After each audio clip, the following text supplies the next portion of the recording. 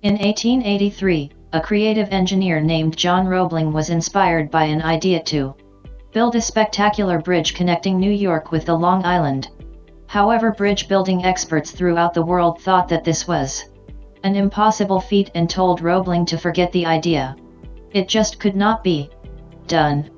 It was not practical. It had never been done before. Roebling could not ignore the vision he had in his mind of this bridge.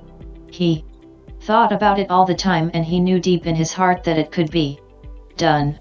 He just had to share the dream with someone else. After much discussion and persuasion, he managed to convince his son Washington, an up-and-coming engineer, that the bridge in fact could be built.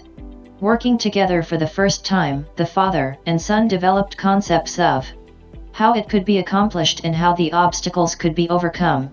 With great excitement and inspiration, and the headiness of a wild challenge before them, they hired their crew and began to build their dream bridge. The project started well, but when it was only a few months underway, a tragic accident on the site took the life of John Roebling.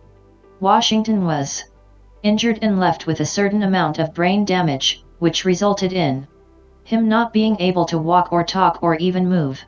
We told them so. Crazy men and their crazy dreams. It's foolish to chase wild visions. Everyone had a negative comment to make and felt that the project should be scrapped, since the Roeblings were the only ones who knew how the bridge could be built. In spite of his handicap, Washington was never discouraged and still had a burning desire to complete the bridge, and his mind was still as sharp as ever. He tried to inspire and pass on his enthusiasm to some of his friends, but they were too daunted by the task.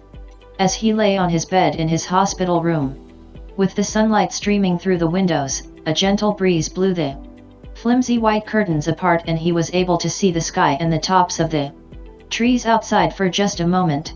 It seemed that there was a message for him not to give up. Suddenly an idea hit him. All he could do was move one finger, and he decided to make the best use of it.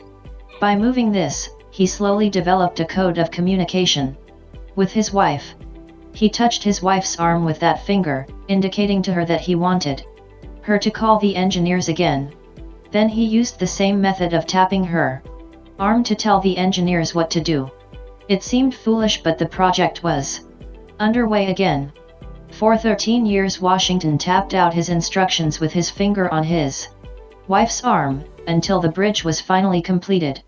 Today the spectacular Brooklyn Bridge stands in all its glory as a tribute to the triumph of one man's indomitable spirit and his determination not to be defeated by circumstances.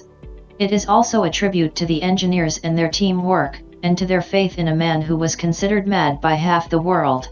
It stands too as a tangible monument to the love and devotion of his wife, who for 13 long years patiently decoded the messages of her husband and told the perhaps this is one of the best examples of a never say die attitude that overcomes a terrible physical handicap and achieves an impossible goal. Often when we face obstacles in our day-to-day life, our hurdles seem very small in comparison to what many others have to face.